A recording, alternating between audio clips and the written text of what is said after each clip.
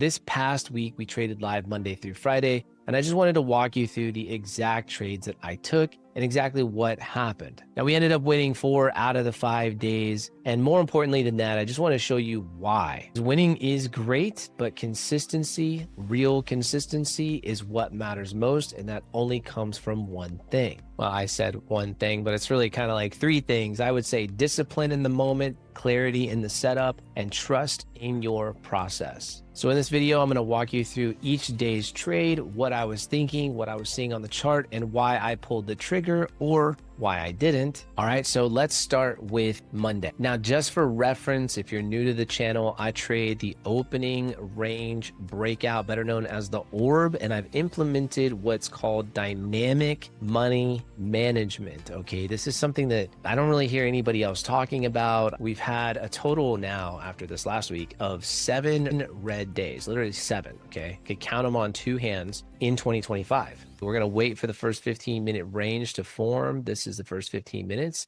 And the initial direction that we're going to take is basically just waiting for a 5-minute candle body to close outside of the range. This gives us our initial direction for the day. Now, before this even happens, we're grading. And I'm not going to go into all the details of grading right now, but essentially we're zooming out and we're looking for the biggest momentum push. We're not even looking at price action. In fact, a lot of times we'll hide price action. You could do this with a 21 EMA on your chart, but we're looking for the biggest push. And that's showing us that in this case, buyers are in control. And the reason why we know that is because only big money can really move the market like that. 70% of the market is moved by market makers. So when you see a big push in one direction, usually you can pretty much bet that that's going to be followed up. We like longs on Monday. We like longs. So in this case, we make sure the chart is on auto. We use the long tool. We pop it up here just like that. It's giving us an automatic distance of 32 to our stop loss, 32 to our take profit. And because this an A setup, the reason why it's an A setup is because a short time frame here, you can see that the center line is now gray. It's about to be blue. So this short-term momentum is lining up with our higher time frame momentum. And that gives us an A setup because now on top of that, you have a candle breaking outside of the range to the upside. Everything's lining up to go higher. So this is an A setup. We ended up putting on pretty good size here, and we ended up putting a stop loss down here. Now, the way that this strategy works, it kind of starts out at a negative risk to reward, and then it can get to a positive risk to reward, especially since we like to trail and add positions. So an A setup could mean that number one, I should say, that you take your profit right at 32 points. So you could potentially just take your profit there. I know a lot of people in our group do that and just size up. So you just size up, okay? But it also means that because your stop loss is in an invalidation zone and you're starting at a negative risk to reward, it also means that you want the opportunity to be able to add to your position if price goes against you. So the way this works is, let's just say you hung on to the trade and at TP, let's say you took off, 80% of the trade and you're looking for a runner, you're looking to go higher. Well, you have options here, right? Number one, you could set a break even stop. You could take 80% off the table. When this comes back down, you break even. And this is sort of where my head was at on Monday. But what happened was we ended up going sideways and I went ahead and took my profit somewhere down here. I think I stayed until like 10:30. And then I know other people ended up taking additional positions. So the way the strategy works, if you're not familiar with it, that's fine. But you could potentially take a position down here. So you could take a position as price closes underneath the center line. That's a position right there. And once you're 3/4 of the way up on any secondary position after your first entry, you can just set a break-even stop or take 80% off or whatever percentage. But you definitely want to, maybe put a little bit in the bag. That's always smart, just kind of build those profits little by little. And in this case, the rest of the day sort of did nothing. It just kind of went down. So there wasn't a third position to take. That was day one. Really nice, easy trade, really easy. And we sized up for this positioning. So you might wonder, well, what's your sizing? I think I did 10 loss. I did a mini on that. I'm pretty sure I was a full mini. It might have been a little bit more than that, but something like that would be a mini. So I'm trading these prop accounts with Tradeify. They're 150K live accounts. So it's sim defunded. So as soon as I hit 9K, I get the payouts. But that was Monday. Let's go to Tuesday. Now, Tuesday, we graded as a B setup, and I'm going to go through why. Basically, we had 5-minute candle body closing to the downside, outside of the orb to the downside. But when you zoom out, who's in control, right? Buyers. Buyers are obviously in control at this point. So it was no question that this was automatically a B day. You did have the center line curling, so you were getting short-term momentum to the downside. So see how easy this is. Grading has never actually been so easy. So once again, we use the auto function and just slap a short position there, giving us about a 28 stop loss distance and 28 take profit distance. And because it's a B setup, anything that's A or B, we can use an invalidation zone. So we go ahead and use this invalidation zone up and let's play price action out. You'll see that we instantly hit TP. Now it's a B setup day, which means that we're expecting price to possibly reverse. And you can see price didn't go down too far. Actually, just that 5-minute candle was pretty much all that happened. And then you can see later in the day, price sort of, let me play it out here, ending in the middle of this initial opening range. So not a whole lot of price action. Shop Tuesday, nothing really exciting. So we ended up taking that. I think we rode this down a little bit more. So it looks something like that. A lot of people got a 2-to-1. Remember, we take a little bit off at that 1-to-1. And we did size up a little bit because it was a B setup. All right, so now let's go into, and I know a few other people took positions here, so that would have been another win. And that's pretty much it. We didn't get a third position, but these two positions, again, winning with these two positions, no problem going to full TP and some. Okay, let's go to Wednesday. All right, so here's Wednesday. We were waiting a little bit longer for that 5-minute candle to close outside the range. Here you have 5-minute closure to the downside. Also, your center line is red. So right then and there, you have two things on a lower time frame telling you, okay, this is good to go. But our higher time frame was a little mixed.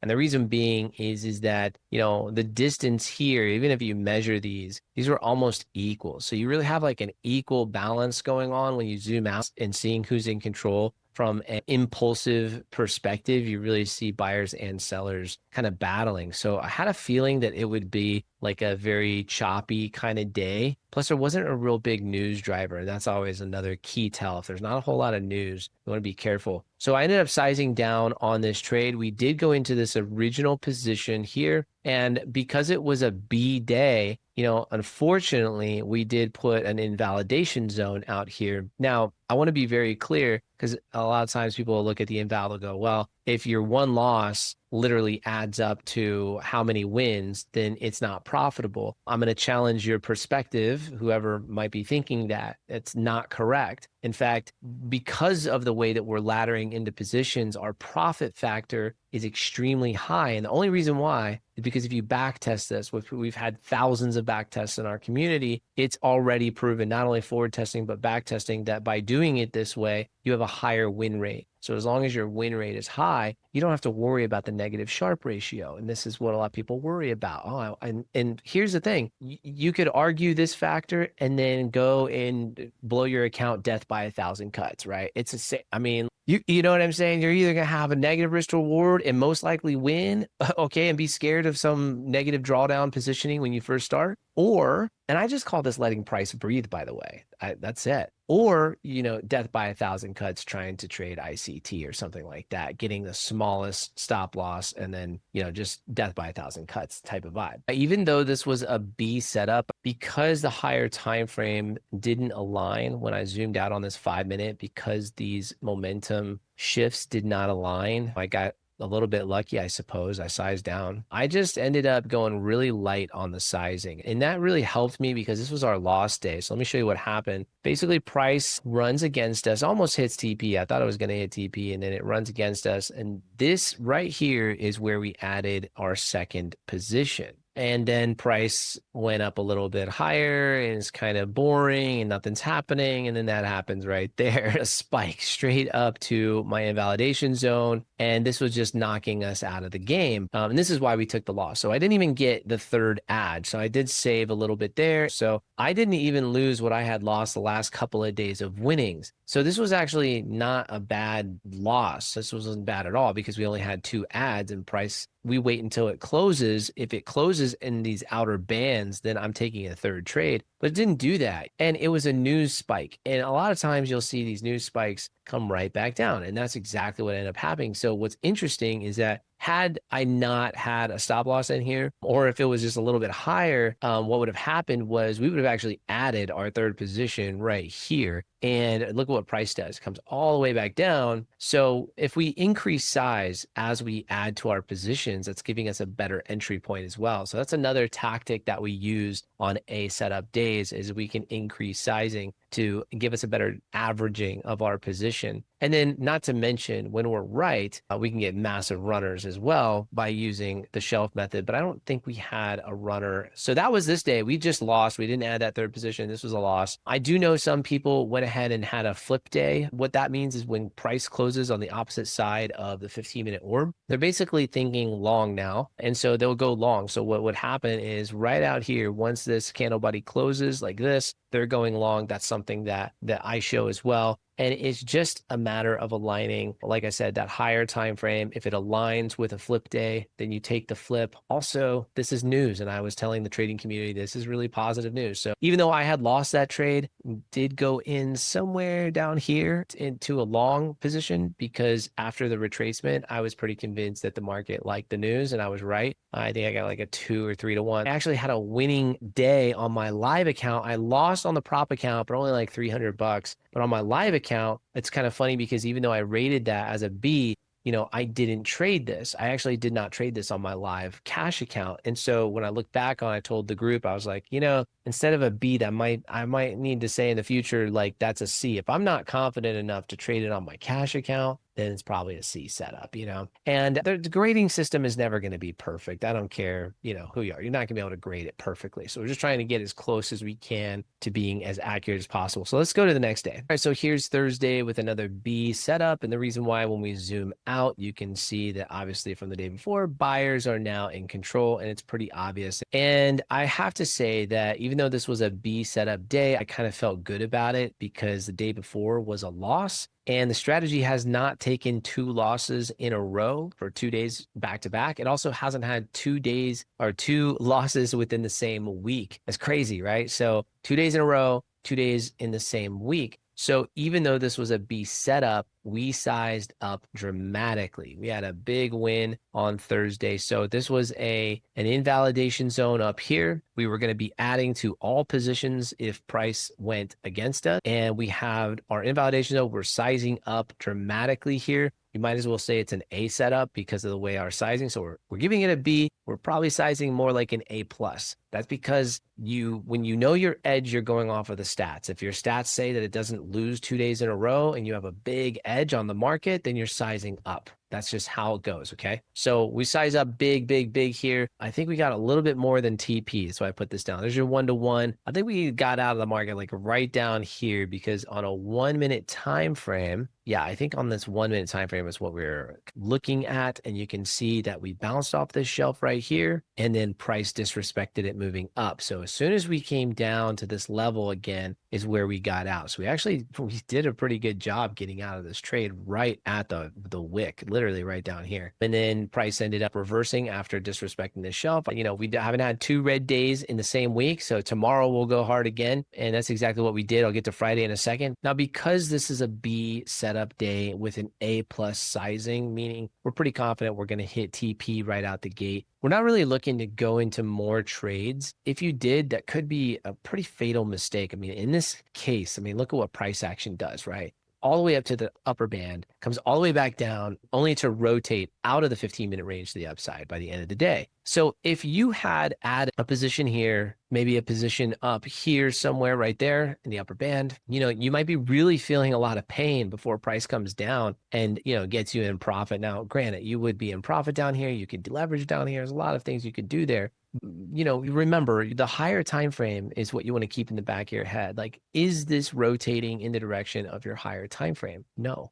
So you really want to be careful. Once you see the center line turn blue, it's like if you can get back down to break even and deleverage, just get yourself out of that position. That's smarter. Now, for me, I like the dream life. I like to be in the morning and then out by at least by noon. That would be very late for me to be out by noon. Most of the time, we're not spending more than like an hour, which is my dream life, And then Friday was a very easy day, very simple. We had a B setup day because we were we're coming off the heels of this drop and price broke to the upside. I know there were a couple of traders in the community that ended up trailing this. And the way that we trail, guys, just so you know, here's how that would look on a setup like this. Okay, once you're up at TP, you're taking a portion off the table, 80%, whatever it is. And man, you would have gotten, just by the skin of your teeth, if you got this entry, you know, you probably got your stop loss hit. But if you didn't, I mean, it's right there. You would have had a break even stop. In the futures market, you can get away with a tick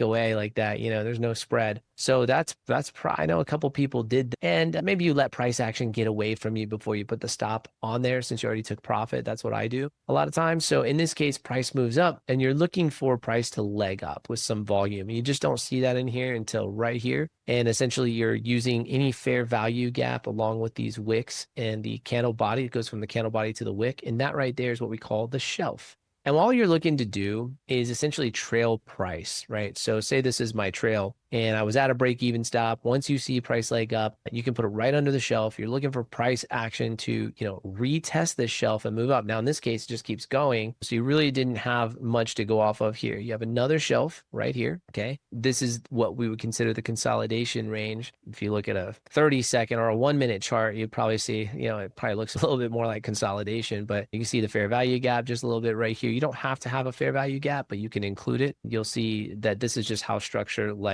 how price likes to move off of structure. Now, once these shelves get, you know, invalidated, meaning price action closes beyond the shelf, and I should have moved this up, this would have been like right here. So I do know that this was a little bit of a trail and you could have gotten a little bit more out of this. What is this, like a three? So obviously, like, the rule of thumb is take a little, put it in the bag. Even if you take off 10%, 20%, you know, if you really are convicted that price action is going to continue to move up, then you can do that. But a lot of times, once that shelf is disrespected, you can just see it right here, right? Once this is disrespected, price closes beyond it. It's hard to reclaim it. It's a first indicator of a reversal, in my opinion. It's an earlier sign than an IFVG. A lot of times you won't have an IFVG, an inverted fair value gap. You won't have that. You won't have a liquidity grab. There's nothing to go off of, you know? So shelves are just a great way to do that and level up your ability to follow price action, you know, without just using structure, because structure gets broken left and right. This a lot of times leaves traders confused more than anything else. So that was the whole week. Really a fantastic week. It was a good week. And Wednesday was the only loss. Now, here's the deeper value in all this. Every trade that I took last week was based on the same scoring framework. Orb for the setup, momentum for bias direction, and then dynamic money management for risk control. I didn't reinvent the wheel. I didn't try something new each day. I just did the boring stuff day after day. And that's what builds consistency. So if you want to learn how I do this in real time, I break everything down inside of my free school community. You'll get the roadmap. You'll see how we grade these setups A to C. And you'll even get access to my strategy breakdowns, my back tests I do, live session recaps. Join me on a live call. And if you ever want to trade live with me, I do that too. Right now, there's a 7-day free trial. And guess what? We've got a lot of people, a lot of traders in the group logging in every morning and leveling up together and taking these wins with me. So look, check out the link in the description. It sounds interesting. Drop a comment if this video helped. And remember, it's not about being perfect. I certainly am not, but it is about being prepared. So let's get to work.